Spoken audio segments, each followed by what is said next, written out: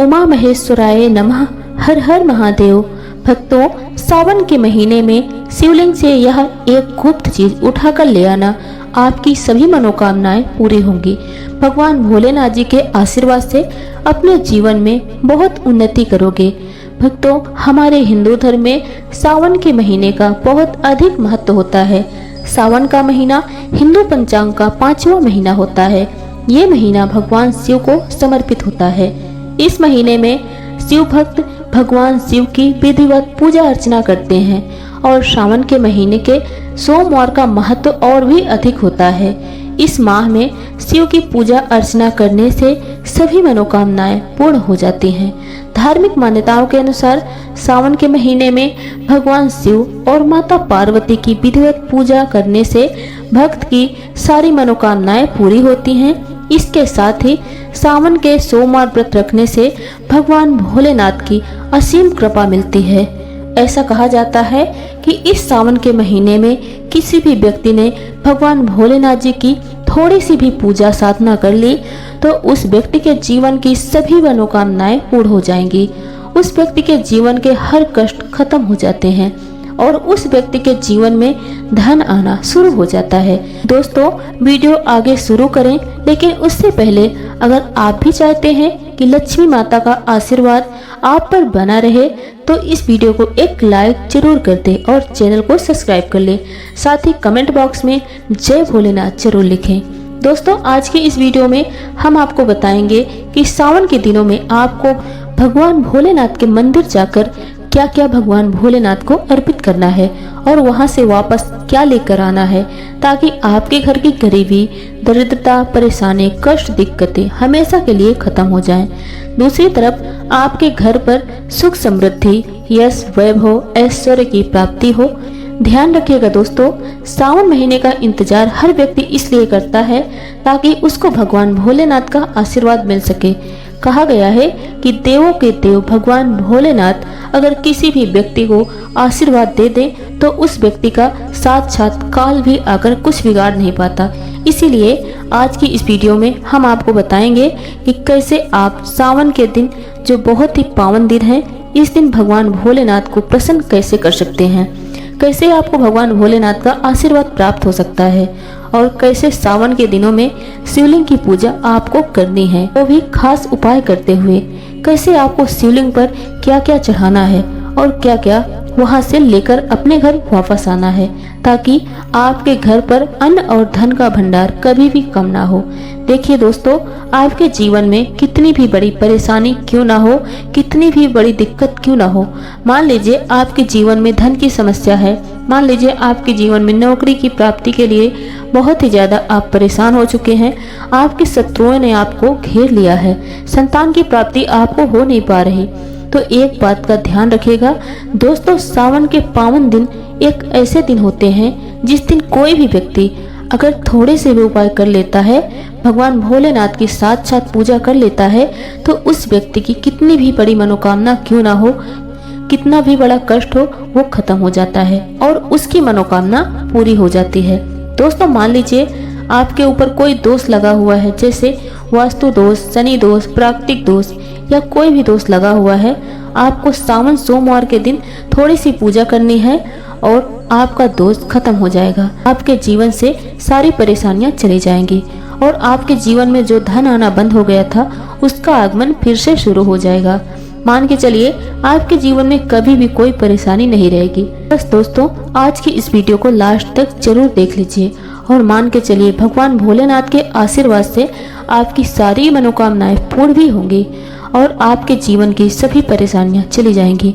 देखिए, एक बात कही गई है कि जब भी हम भगवान भोलेनाथ की पूजा करते हैं, हमें धैर्य रखना चाहिए, विश्वास रखना चाहिए और श्रद्धा के साथ भगवान भोलेनाथ की पूजा हमें करनी चाहिए, क्योंकि भगवान भोलेनाथ बहुत ही भोले हैं। किसी भी व्यक्ति की थोड़ी सी ही पूजा से, साधना से तुरंत ही प्रसन्न हो जाते हैं। इसलिए दोस्तों, सावन सोमवार के दिन कुछ ऐसी चीजें हैं जो आपको जरूर पता होना चाहिए, क्योंकि सावन सोमवार के दिन अगर आप भगवान भोलेनाथ के सामने पूजा करने जा रहे हैं तो मान के चलिए आपने अगर कोई गलती कर दी तो भगवान भोलेनाथ आपसे क्रोधित हो जाएंगे और आपने सही तरीके से पूजा की होगी तो साथ साथ आपको भगवान भोलेनाथ उसी दिन आशीर्वाद दे देंगे और उस दिन के बाद आपके जीवन में कभी कोई परेशानी नहीं आएगी।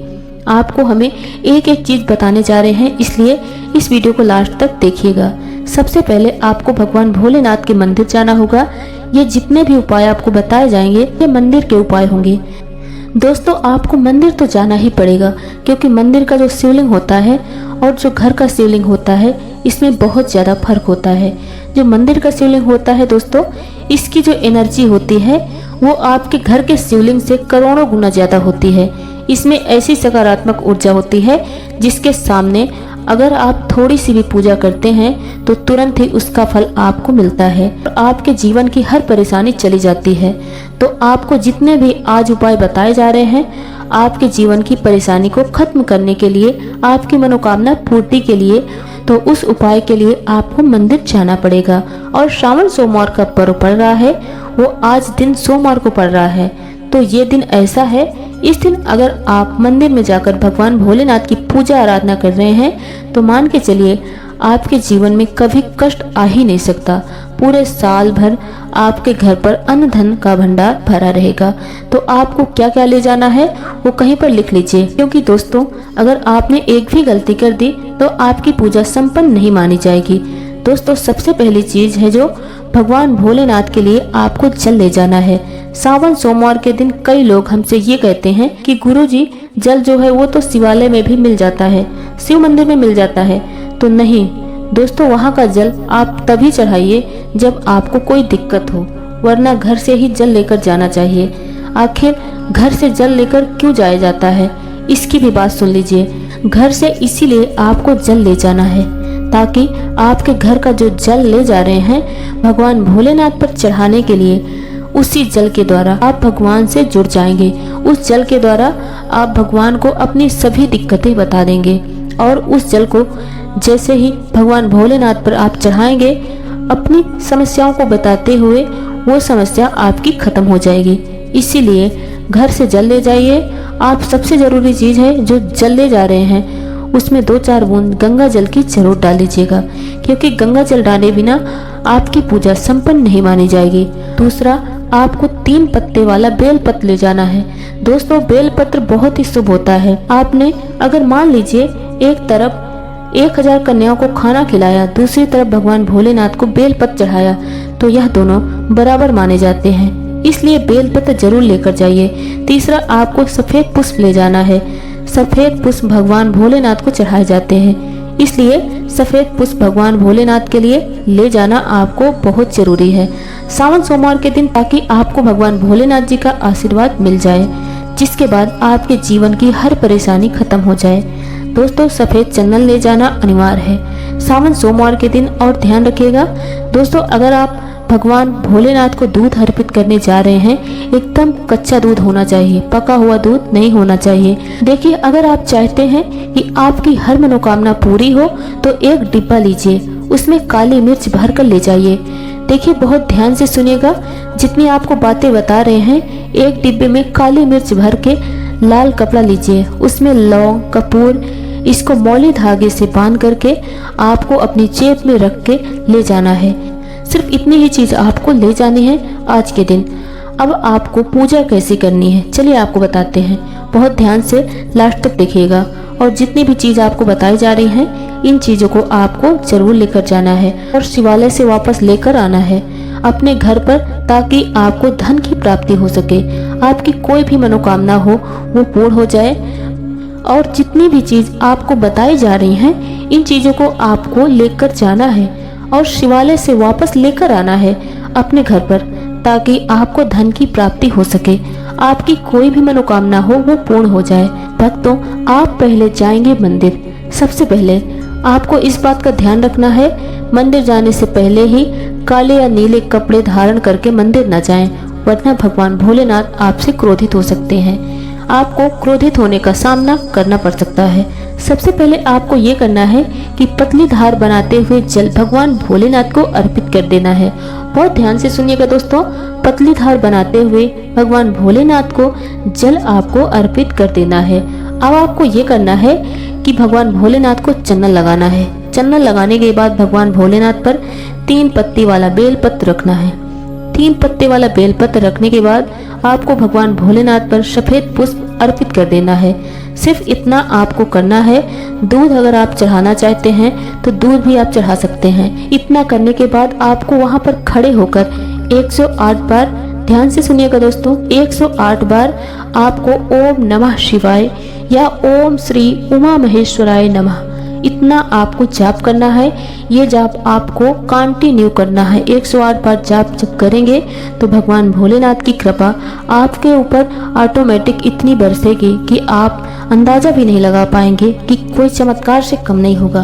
दोस्तों, ये थी जानकारी भोलेनाथ की पूजा सोमवार के दिन कैसे करनी चाहिए और क्या क्या इसका महत्व है। हमारे द्वारा दी गई जानकारी आपको कैसी लगी, कमेंट बॉक्स में अपने विचार हमसे साझा जरूर करें। वीडियो पसंद आए तो वीडियो को लाइक करें और अपने दोस्तों में ज़्यादा से ज़्यादा शेयर करें। हमारे यूट्यूब चैनल में आप पहली बार हैं तो हमारा यूट्यूब चैनल अनु एस्ट्रो 777 सब्सक्राइब करना ना भूलिएगा। साथ ही बेल आइकन प्रेस कर दें। और आज का वीडियो बस यहीं तक। मिलते हैं अगले वीडियो के साथ। जय